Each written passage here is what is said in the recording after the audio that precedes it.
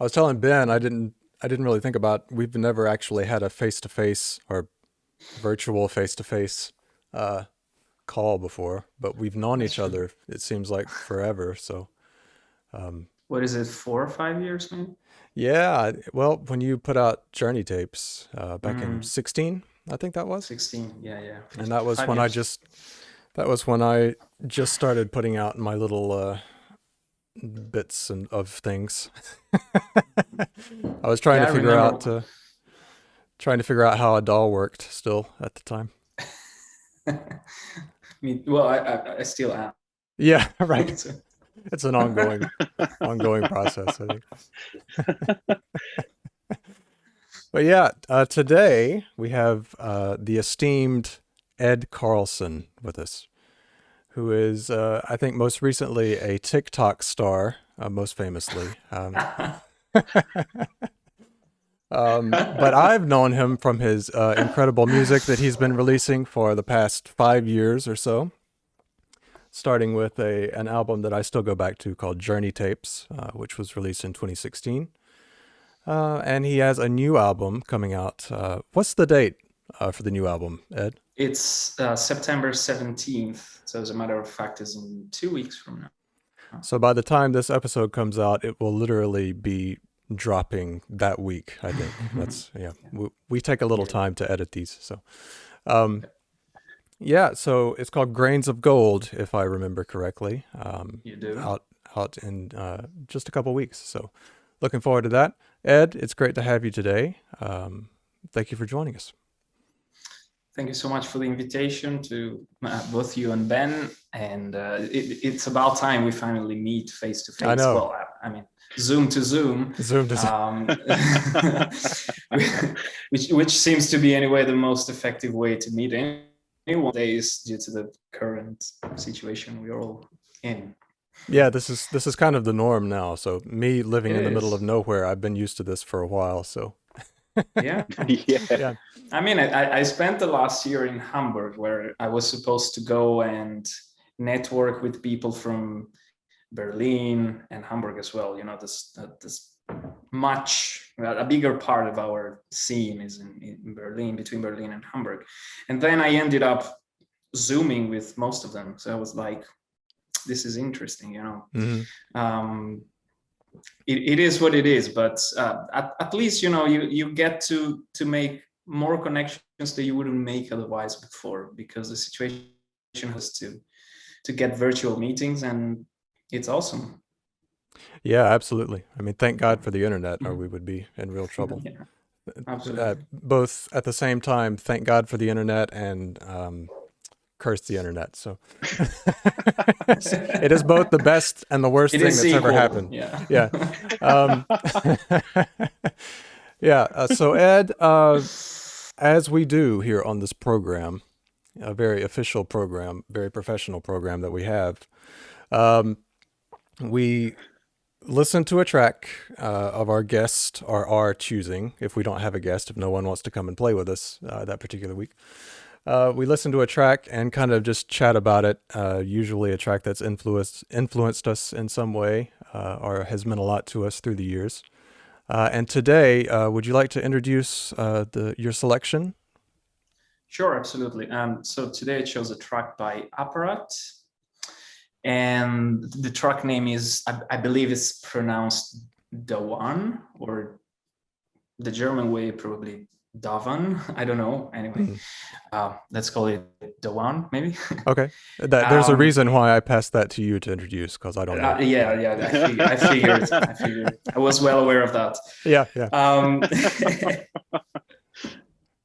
I chose it because, well, it's quite a recent track. I think the album LP5 was out in 2018, Apparat's new album, and so it's not a track that has influenced me throughout my whole life. You know, it's just been the last couple of years, literally, and but it has had a huge influence in the process of making my latest album. So that's why I chose it.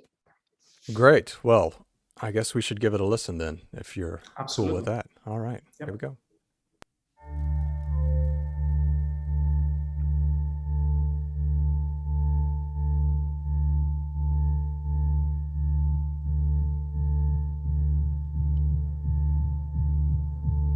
So before we get into it too much, and it is okay to talk over the track, Ed, Okay. by the way.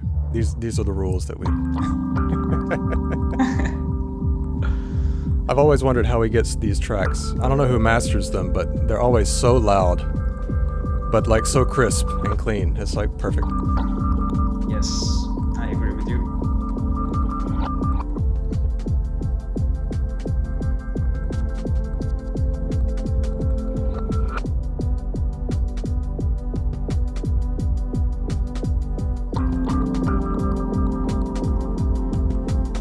These drums are really up my street. Ben's a big fan of drums, in case you couldn't tell. Good. They playlist really well too, don't they, Ben? That's what I hear. Oh yes.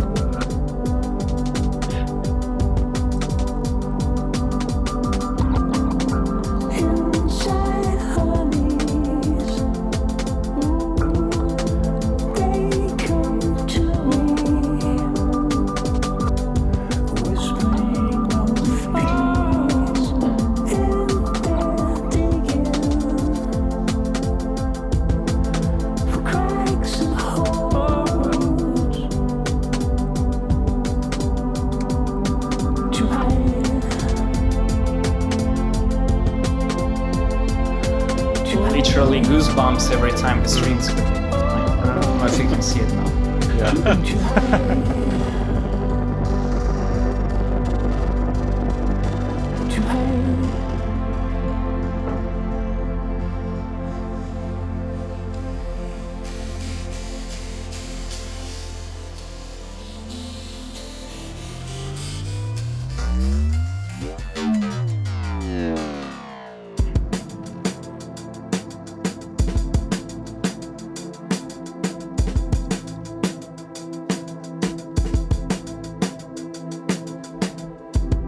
Spoiler alert, I do know this track, and I love this bass when it comes in. It's so clean. It just fits. His production is so good, man.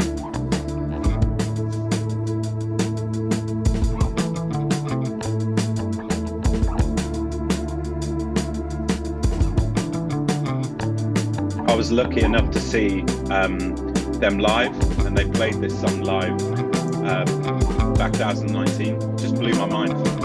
I bet. Was it him playing the bass by any chance? Oh, I can't remember, man. I just have my eyes closed.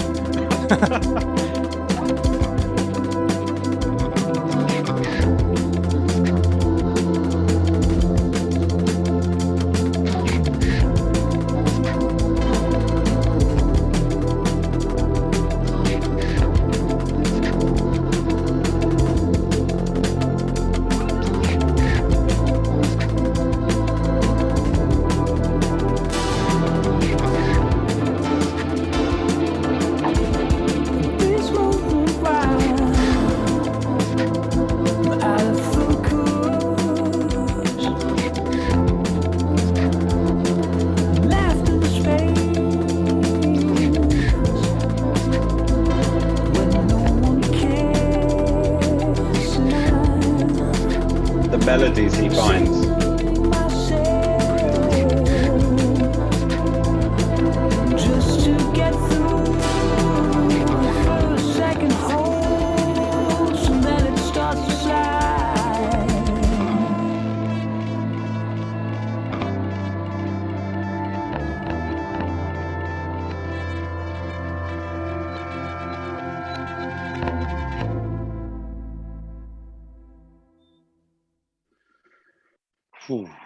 Well, that's a great one. that was something. Great choice, Ed. Thanks. Really good. Yeah, it's funny. I discovered him not all that long ago. Probably really dove into his work maybe 2 years ago. So it would have been about around the time that this album came out, I guess. And yeah, it kind of opened my eyes, maybe in a similar way that it did to you, of kind of incorporating these more dance techno type elements with modern classical elements, in a really interesting and organic way. and that's what really sticks out. It's like it never seems forced. It always seems Yeah. to just come naturally, and obviously with a great deal of work on his part, as we know. But Yeah. um, Yeah. but yeah, it just fits together so well. That's what strikes me about it. Yeah, I also think I got to discover Apparat quite recently, because first I was listening to this electronic trio, Moderat, and then I realized that Moderat was Mod Selector and Apparat together, merged together. And that's how I got to Apparat afterwards. But yeah, there was something on this new record. This is not the only track that I love of that album. Well, pretty much the whole thing, I would say. I think I was on a flight back from Berlin. I was heading back home in Sardinia about 3 years ago, about the time when the album was out. And someone told me, "Have you listened to this album? It's amazing." So I started listening, and I was like, "Wow!" And since then I keep listening to it every now and then. And it's one of those records that never gets you tired or bored. And well, that's a tremendous quality for a musician to have, to never get you bored throughout an album. It's like, oof. Anyway, what are some of the standout tracks? Well, definitely the first one is probably my favorite from the album. Voido. Again, very difficult title. I really think my first my favorite part of the album is the first part, so tracks like 1 to 5 more or less, but definitely first and second track are my standouts, but not just within the record, but I would say within a broader context of music that I like and that I've discovered recently. I'm really drawn to the track, I don't know how to pronounce this either, but I think Caronte. Caronte, That's a good one. Yeah, that's a great one. Sorry. I think, no, I was just going to say, I think the first time I heard Apparat without even realizing it was Breaking Bad. It was like the Goodbye. Same. That was like one of the first, I think that was the big placement for him that like kind of took things off. And then it's been placed, Dark and everywhere else. So, yeah. Dark as well. Yeah, and it's so different. And I know it's a collaboration. Sorry, I just wiped my microphone. But it's so different. So I was thinking when I dove into more of his work that it would be maybe more similar to that. But it's then like a lot more electronic elements than I expected when I really dove in. So yeah, it's really good. And even that track that you just mentioned, the opening theme in Dark, it's like super pop. Like anyone could like that track, but yet it has some subtle quality that I can't even understand. Like it's so great, it's so well produced, it's so well thought through. To me, this is like possibly the best quality thing. Is both very, very much listenable by anyone. You don't even need to be a nerd in music, and at the same time made so well. Like, great. That's kind of the goal, isn't it? It's hard. It's really hard to, and that's one thing Ben and I have talked about is, I was classically trained coming up, so I always kind of had a snobby attitude towards things that seemed too simple, But then when I started trying to do those kinds of things, it's like, oh, there is skill still in writing something that's accessible, but still has some craftsmanship in it. Yeah. So yeah, that's a totally different ball game when you get into that. Yeah, well, I wasn't classically trained, but I grew up listening mostly progressive rock. So you can imagine like all those virtuosos and the long format, the suits and everything. So I was also very snobbish towards anything that was too simple, because I was like, come on, you can do better than that. But then, and this leads me to part of the reason why I chose this track. At some point, during my short so far music career, I realized that I needed to improve in one specific thing. Well, two specific things. I'm going to mention that one later, but the first specific thing was how to make something still sound big without overcooking it, without filling it with too many elements, and just leaving, I don't know, a bass line and a synth and still making it sound big, which is not exactly what I was used to by listening to prog rock, symphonic prog rock, all of these things that were very full, you know, of ingredients. And Apparat felt just about like the right kind to really listen and learn. I was literally taking notes down on how he, really, like I was, how do you say, breaking the track down into moments and what he does at a specific time and how he does it. And man, it was, it would take a long time to probably fully understand all of his techniques, but I was rather impressed, and I think I would like to hope that kind of helped me as well. Well, yeah. I can tell. I was listening to Drawn Ashore this morning, and one of the first things that came to my mind, apart from it just being, you know, absolutely awesome track, was that all of the elements sat and had their own space, and it sounded huge, but I could pick out, it wasn't like you stuffed it full of all of these you know, parts and textures. I wanted to ask you about how carefully you'd you know, come across the arrangement and the textures there, but now you've just mentioned one big way that you did it, which was you actually sat down and took notes, even with this album, and that kind of approach. That must have been so helpful to you. Yeah, I mean, it was because I never really sat down and did proper research on how to sound like someone specific.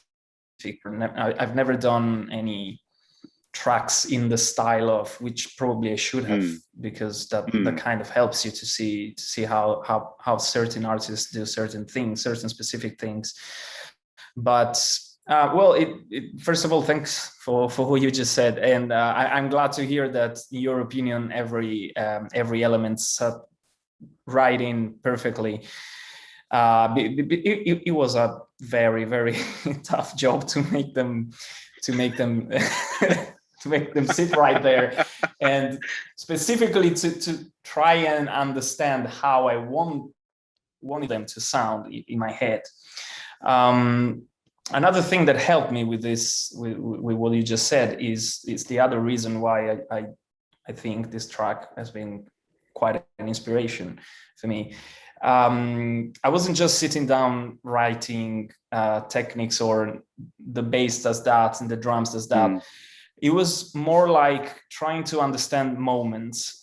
That's another thing that I wanted to really improve on, understanding moments within the structure of a track. And within this Dawan track we just listened to, there are so many moments. I wasn't even aware of it until I sat down and started writing what was happening.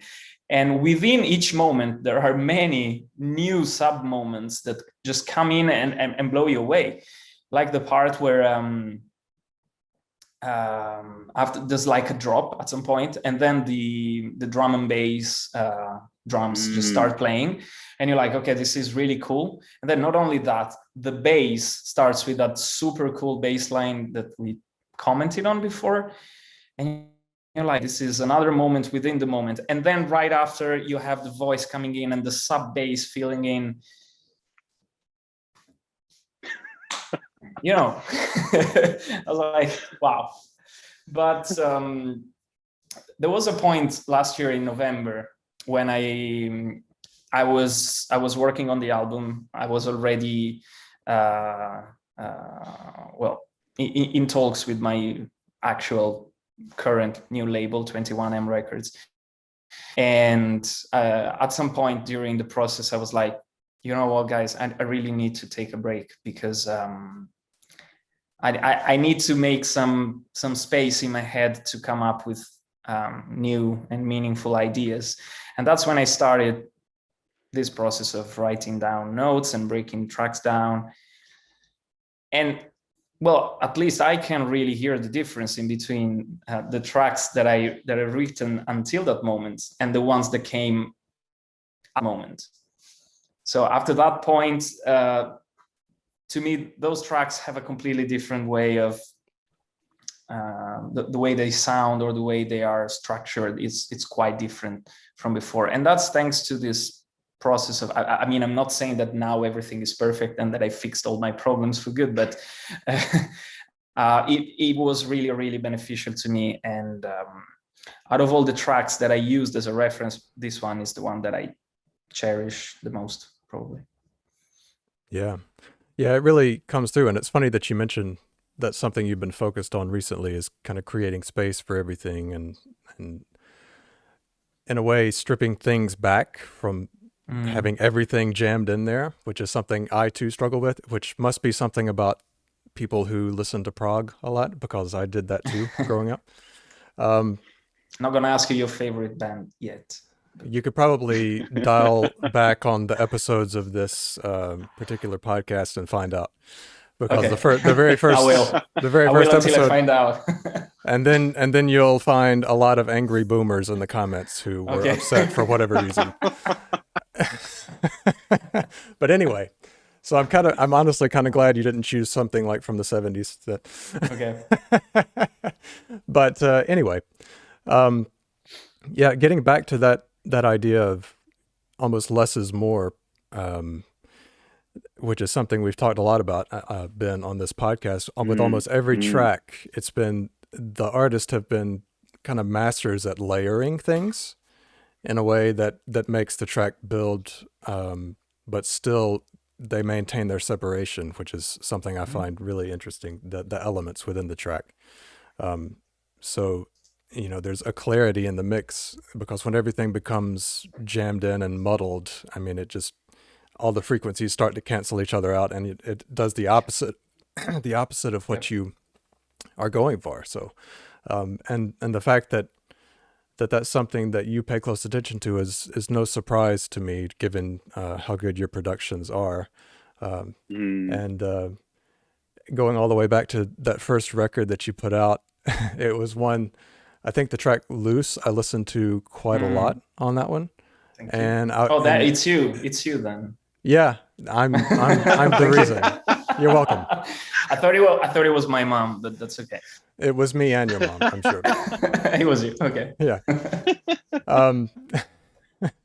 But I listened to that one and just thought, man, I've got to get better at producing. Oh. So yeah, it was great. I think, yeah, in the case of the Journey tapes, the first album, I think there was a lot to tell back then. It was my first album, my first statement. I had no idea what I was doing, because, the first note you hear on the album, the first note of the track named Close, is actually the first note I probably ever played on the piano. So I didn't have any rough idea whatsoever what I was doing. But it came from a place of, I would say, courage back then, because I was quite at a low point at the time. And then there has been some events that forced me in a positive way, of course, into pouring it all into music, and that took courage. So probably that's why sometimes something that is really simple sounds really big, because probably we had the courage to put it out as it is, but then some other times we're not brave enough to let it breathe, or we're not confident enough how it will sound by itself, so we start pouring more ingredients on. And yeah, I guess that's also part of the reason why you probably like it. Yeah, it comes through. It definitely comes through for sure. I wanted to go back to what you were talking about there being a before and then the after that you started that new process. And my first thought was, were there a lot of tracks that have been left as ideas that you might come back to in the future because of that process? Or did all of the tracks you were working on, did they remain, but the ones that you made changes, you can really hear that evident shift? Yeah, good question. Actually, I went back to the existing tracks.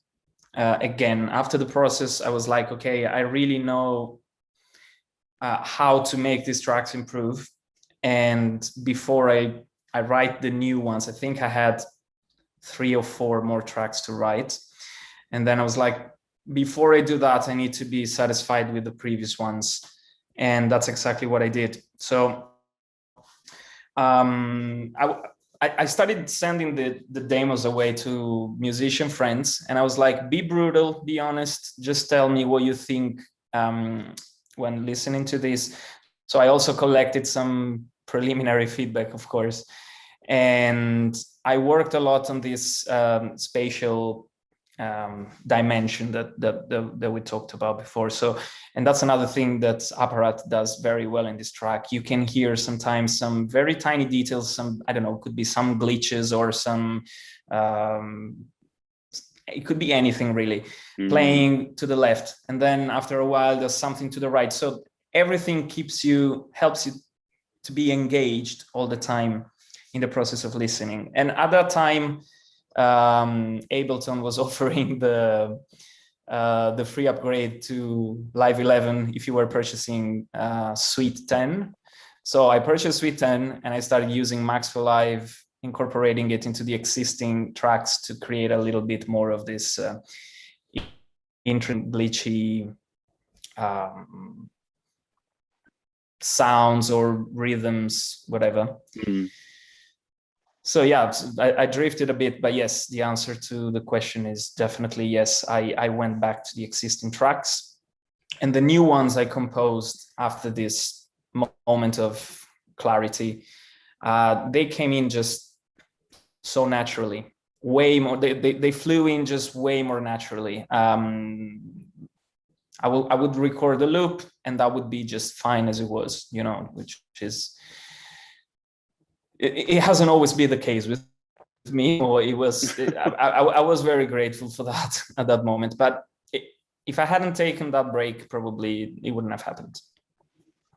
Okay, so I have 2 nerdy music production questions for you now. After you said that, okay. One, what Max for Live devices did you find that you found inspiring? And 2, do you write in session mode, like with just looping clips? Is that where you start, or do you do like arrangement from the beginning? Okay, my favorite Max devices, well, for now, I mean, I've been using it for a few months. There's one that I use a lot is called Distance, MS Distance, maybe, something like that.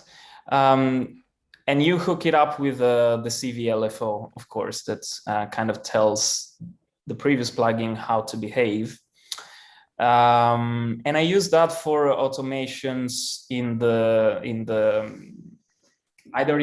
within the stereo field or within distance. So instead of doing a volume automation myself, I just use that thing to actually emulate the distance. So it's not the volume just going down. It is different. It sounds like it's far away, not just low in volume. And I prefer that. Does it do some kind of mid-side? Is that what the MS is for? Like mid-side? I think so. Processing? I think if it's called MS, then definitely. Then I use some of the generative Max plugins, such as do you know the MDD Snake? Yeah. MDD Snake is great. And another very useful tool is the bouncing play, so that every time I wasn't thinking too much on an idea, but I was rather just bouncing it immediately, so that I wouldn't I wouldn't work any longer Right. on it. Yeah, and for that's a this, I great have point. to thank my friend Marco Caricola, who came visiting me in Hamburg exactly a year ago, and he opened up my mind about the use of Max for Live, because he's kind of a genius in that realm. So yeah, very thankful for that. And well, develop the tracks mostly in arrangement mode. But when I'm like, I need to write something from scratch, sometimes I just do it in session mode. Like, it's easier to just turn on your synth and come up with a loop. So you do it there, and then you drag the clips and you build the songs from there. It is more logical to me to do it that way. Yeah, that's interesting. Yeah, I've never quite gotten my head around the I always think linearly, I guess, from like my compositional background. So arrangement mode is typically where I start, but I have dabbled in the session mode some. It can lead to some interesting things. Well, yeah, when it comes to live concerts, I only use session mode, exclusively session mode. That makes sense. Amazing. Yeah. Yeah, that's kind of the bread and butter of Ableton. Exactly. That's kind of where it started, I think. So yeah, that's great. Well, yeah, this has been fantastic. So one more time, let's tell the people where they can find you, Ed, on Instagram and TikTok, where you are now an acclaimed influencer. With your music, top-ranked influencer. Yeah, with your music production TikToks. I don't know what you call those, but I'm not cool enough for TikTok, I think. And yeah, just where to find you on Instagram, where to find your website, and one more plug for your album, which is already going to be fantastic, I know. Yes, thanks. So yes, the album, as a reminder, the album is out. The album Grains of Gold is out October 17th. It will be available on vinyl, CD, and digital. And it's coming out under the newest label on the Sony family called 21M Records, spelled XXIM Records. And you can easily find me on Instagram under @Ed Carlson. Same goes for TikTok, where apparently, as Jameson just said, I'm a star. I didn't know about that, but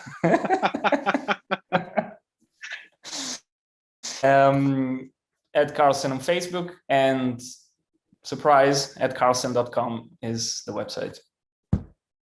Well, that's very difficult to remember all of that. So yes, let me I bet it is. Write that down. Just make sure. Well, just please make sure you spell it the right way, not the Swedish way, because that's Carlson, and that's not. Yes, that's Carlson with an E, everyone. Carlson with an E. Danish and Norwegian. Ed, this has been awesome. It's been awesome, man. Thanks so much. Thank you so much, guys. It's been a pleasure. You chose a great track, and yeah, it's been great catching up with you on what you've been up to recently. Thank you. Great seeing you finally, both of you. Great. All right. Well, this has been episode. What episode are we on now, Ben? Is this 5? This has been episode number 5. Okay. Of Initial Replays, which is the name of this podcast that we have. Goodbye, everyone. We'll see you next time. Okay, and now my mouse has died. Oh no, it was just asleep. Okay, good.